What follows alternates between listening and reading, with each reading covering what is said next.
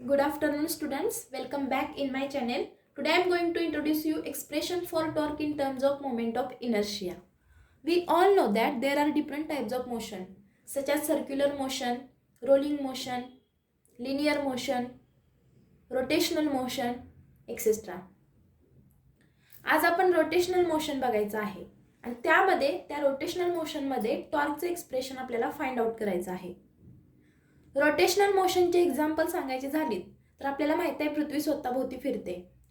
ती पृथ्वीची जी स्वतःभोवती फिरण्याची मोशन आहे तर ती रोटेशनल मोशन आहे.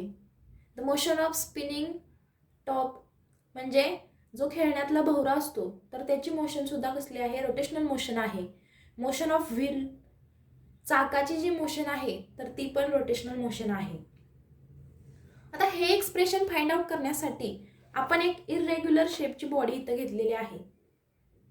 So that let us consider the object to be consisting of n number of particles of masses m1 m2 dot dot dot mn.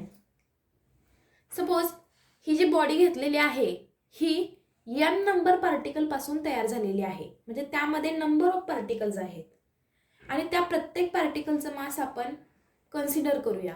Suppose first पार्टिकलचं mass m1 आहे, second पार्टिकलचं मास m2 आहे, असे n particle आहेत आणि n नंबरच्या पार्टिकलचं मास mn आहे.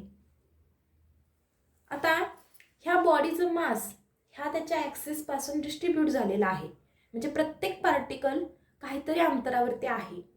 समजा जो पहिला पार्टिकल आहे ज्याचा आपण मास m1 घेतलेला आहे तर तो r1 इतक्या अंतरावरती आहे. मग हे जे अंतर आहे हे अंतर कसं आहे बघा, तर परपेंडिक्युलर अंतर आहे, परपेंडिक्युलर डिस्टन्स आहे. कुणापासून परपेंडिक्युलर आहे तर ह्या ॲक्सिस ऑफ रोटेशन पासून ते कसं आहे, परपेंडिक्युलर डिस्टन्सवरती आहे.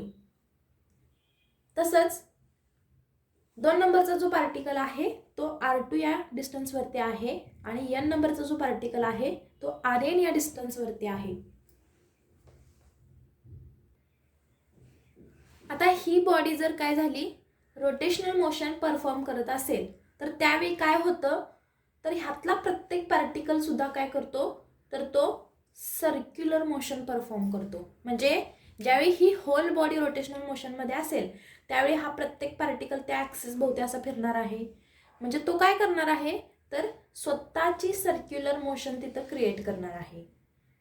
मग असे नंबर ऑफ पार्टिकल्स आहेत जे number of circular motion perform करतील. आता हे जे पार्टिकल्स आहेत तर ह्या प्रत्येक पार्टिकलसाठी अँग्युलर ॲक्सलरेशन सेम असणार आहे. बघा, अँग्युलर ॲक्सलरेशन असं मी तिथं म्हटलेलं आहे. ॲक्सलरेशनचे 2 टाइप्स असतात, लिनियर ॲक्सलरेशन आणि अँग्युलर ॲक्सलरेशन. रोटेशनल मोशनमध्ये आपण अँग्युलर ॲक्सलरेशन कन्सिडर करतो. म्हणजे ज्यावेळी ही इरेग्युलर शेपची बॉडी रोटेशनल मोशन परफॉर्म करेल त्यावेळी त्या बॉडीतला प्रत्येक पार्टिकल सर्क्युलर मोशन परफॉर्म करेल. पण ह्या सर्क्युलर मोशनच्या केसमध्ये प्रत्येक पार्टिकलसाठी अँग्युलर ॲक्सलरेशन म्हणजे अल्फाची व्हॅल्यू सेम राहील आणि लिनियर ॲक्सलरेशन चेंज होईल. मग पहिल्या पार्टिकलसाठी आपण लिनियर ॲक्सलरेशनची व्हॅल्यू a1 घेतली. लिनियर ॲक्सलरेशन आपण a या लेटरनं डिनोट करतो, अँग्युलर ॲक्सलरेशन आपण अल्फा या लेटरनं डिनोट करतो. पहिल्या पार्टिकलसाठी लिनियर ॲक्सलरेशनची व्हॅल्यू काय येणार आहे बघा, there is the relation between linear and angular acceleration which is given by the formula a is equals to r alpha. But for the first particle the distance from the axis of rotation is r1. पहिल्या पार्टिकलसाठी distance काय आहे बघा, तर r1 आहे, म्हणून हा formula काय होणार आहे, a1 is equals to r1 alpha. Similarly, we can write for particle number 2 as the linear acceleration of second particle is a2 which is equals to perpendicular distance into angular acceleration alpha. But for the second particle, perpendicular distance from the axis of rotation is r2. Therefore, a2 is equals to r2 alpha. For n number, we can write an is equals to rn into alpha.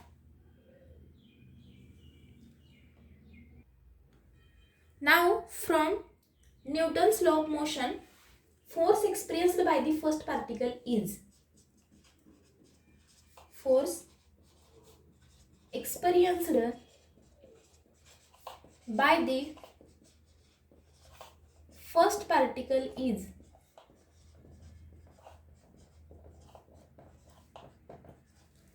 काय असणार आहे बघा force पहिल्या particle साठी तर तो F1 is equals to, we all know the formula of force from the Newton's law of motion. Force is equals to mass into acceleration. For first particle we can write as F1 is equals to m1 into a1. But the value of a1, we have the value of a1 which is equals to r1 into alpha. Therefore ह्या a1 च्या ठिकाणी काय करायचं आहे तर ही value substitute करायची आहे r1 into alpha. Equation becomes m1 into r1 into alpha.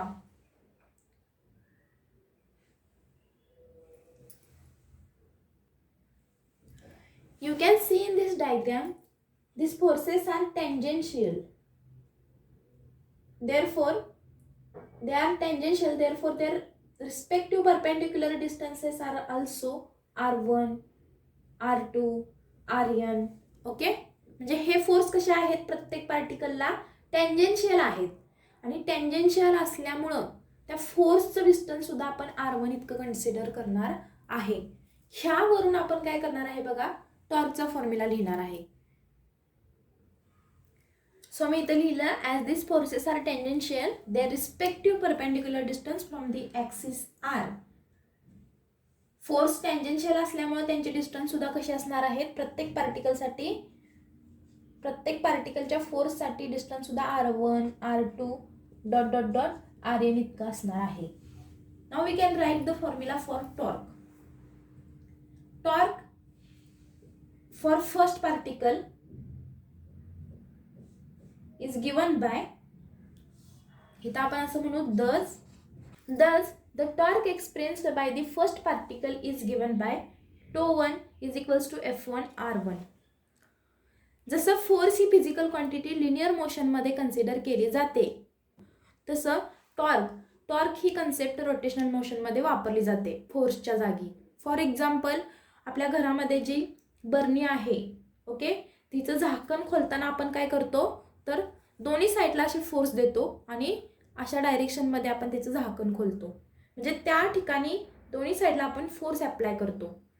मग त्या केसमध्ये टॉर्क ही फिजिकल क्वांटिटी येते, म्हणजे तिथं आपल्याला टॉर्क किती अप्लाय केला कसं काढायचं तर ते भरणीचं झाकण जे आहे तर त्याची डायरेक्शन अशी असणार आहे, आपला हाताची बोटं इथं आणि इथं ह्या दोन पॉइंटना टच केलेले आपण इथं असणार आहे आणि ह्या डिरेक्शनमध्ये आपण असं ते झाकण खोलणार आहे. ओके, मग ह्या केसमध्ये त्याच्या सेंटरपासून हे डिस्टन्स काहीतरी r आहे आणि इथं आपण फोर्स अप्लाय केला F. मग ह्या केसमध्ये टॉर्कचा फॉर्म्युला कसा होणार फोर्स इंटू परपेंडिक्युलर डिस्टन्स म्हणजे r इंटू F. सेम पहिल्या पार्टिकलसाठी आपण टॉर्कचा फॉर्म्युला म्हणून काय लिहिला तर फोर्स इंटू परपेंडिक्युलर डिस्टन्स हा टॉर्कचा फॉर्म्युला असतो जो तुम्ही लक्षात ठेवा. जसं आपण पहिल्या पार्टिकलसाठी tau is equals to F1 into काय लिहिलं R1 लिहिलं, पण आपल्याकडे व्हॅल्यू आहेत. कसल्या व्हॅल्यू आहेत तर F1 ची व्हॅल्यू आहे. फोर्स आपण ऑलरेडी शोधलेला आहे त्याची व्हॅल्यू किती येते m1 r1 अल्फा. हेच आपण कसं लिहू शकतो बघा तर मी F1 च्या ठिकाणी काय करणार आहे ही व्हॅल्यू तिथं घालणार आहे. मग काय होणार हे इक्वेशन तर m1 r1 alpha into r1. r1 into r1 काय होणार आहे r1 स्क्वेअर होणार आहे into alpha. Okay, τ1 is equals to m1 into r1 square into alpha. Similarly we can write for second particle. So the torque experienced by this second particle is given by τ2 is equals to F2 R2. बघा इथं काय होणार आहे परत आपण F2 ची value substitute करूया. F2 ची व्हॅल्यू बघा, मी इथं लिहिली नाही, ती कशी येणार आहे, M2A2. सेम पहिल्या पार्टिकलसाठी फॉर्म्युले क्रिएट होत जाणार आहेत, ह्याच्यासारखंच येणार आहे ते. दुसऱ्या पार्टिकलसाठी फॉर्म्युला काय लिहिला आपण F2चा, M2A2 M2R2 alpha. Therefore torque experienced by second particle τ2 is equals to F2R2. Substitute the value of F2 from this equation which is M2R2 alpha. Okay, F2 च्या ठिकाणी आपण काय घालणार आहे, M2R2 अल्फा, आणि R2 ॲज इट इज लिहिलं, R2 into R2 square. Therefore τ2 becomes M2R2 square into alpha. Similarly, the torque experienced by the nth number of particle is given by tau n is equals to Fn Rn.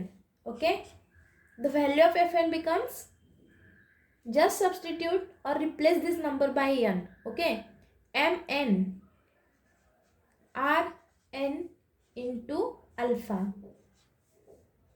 हे Rn आपण आहे असं लिहिलं, we can write it as it is.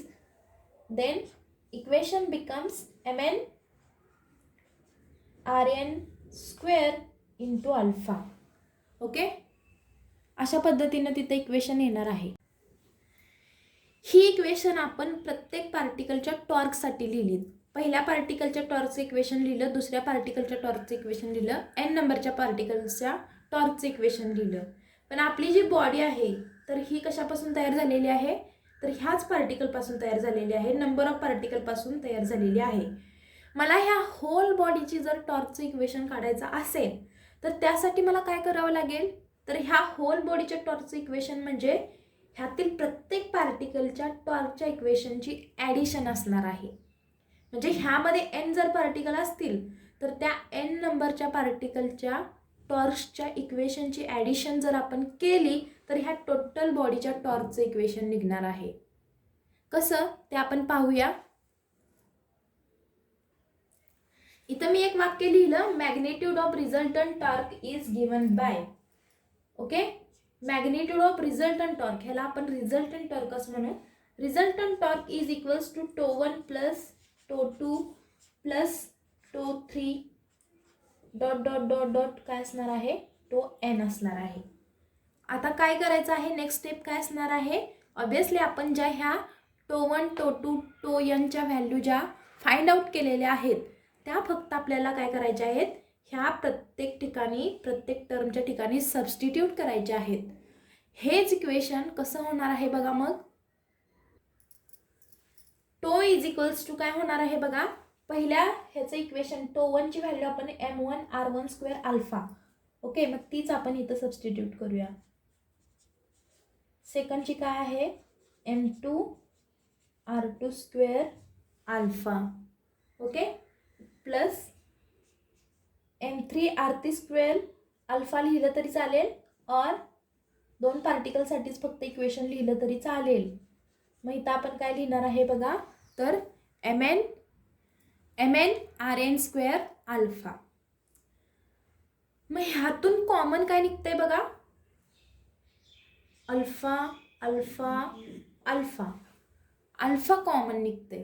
मग alpha आपण काय करणार आहे, ब्रॅकेट टाकणार आहे, ब्रॅकेटच्या आतमध्ये ह्या दोन टर्म लिहिणार आहे, ब्रॅकेटच्या बाहेर आपण काय लिहिणार आहे, अल्फा, म्हणजे आपण कॉमन काढणार आहे.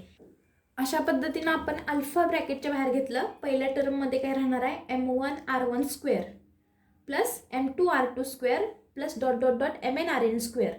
इथं अल्फा हे प्रत्येक टर्मला मल्टिप्लाय आहे बघा. अल्फानं परत आत घेतला आपण अल्फाला, तर परत काय होणार आहे, M1 R1 square into alpha as it is आपल्याला भेटणार आहे. कॉमन टर्म असल्यामुळे ती आपण ब्रॅकेटच्या बाहेर टाकलेली आहे.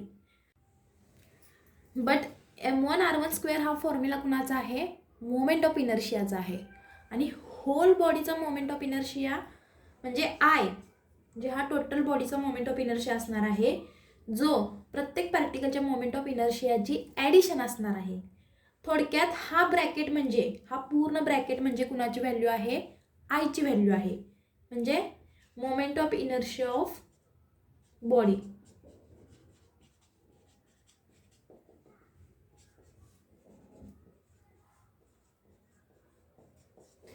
Therefore torque tau is equals to, ह्याच्या ठिकाणी आपण आय सबस्टिट्यूट करणार आहे आणि into alpha.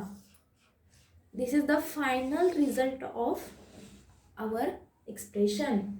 Okay, the relation tau is equals to I alpha.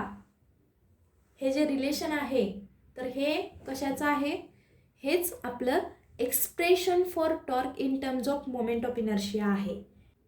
जर आपण कम्पेअर केलं, हे रोटेशनल मोशनसाठी आपण टॉर्कचा फॉर्म्युला लिहिलेला आहे.